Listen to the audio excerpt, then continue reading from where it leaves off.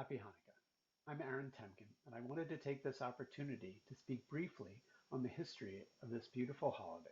Like many things in our traditions, there are layers to its origin and the reasons why it is important. We celebrate Hanukkah each year starting on the 25th of Kislev, but in the book of Maccabees there is no mention of the miracle of the oil.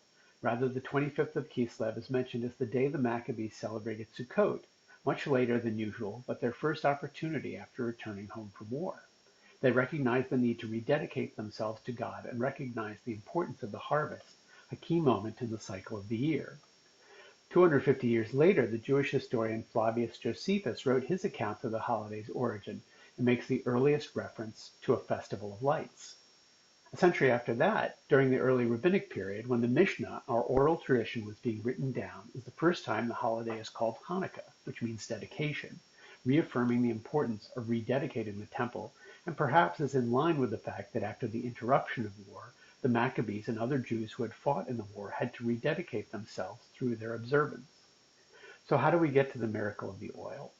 It is only when we get to the Gemara, the later commentary on the Mishnah 600 years after the Maccabees' victory, that our familiar stories and practices around the holiday were set in writing. In the Talmud, Hanukkah is in the tractate Shabbat, because similar to the Sabbath, Hanukkah is a time when we are forbidden from fasting and grieving. We are taught to actively make space for music and celebration during this festival of rededication. In the course of preparing this short video, I learned that some Jewish philosophers consider 7 to denote completeness and wholeness, like the 7 days of creation and the 7 days of the week. 8, however, denotes something bigger, more miraculous than just the natural. In this time of the year, when the days are getting progressively shorter as we approach the winter solstice, how beautiful is the tradition of Hanukkah, that through lighting the candles each night we are reminded of the miraculous and asked to take part in Hanukkah, a rededication.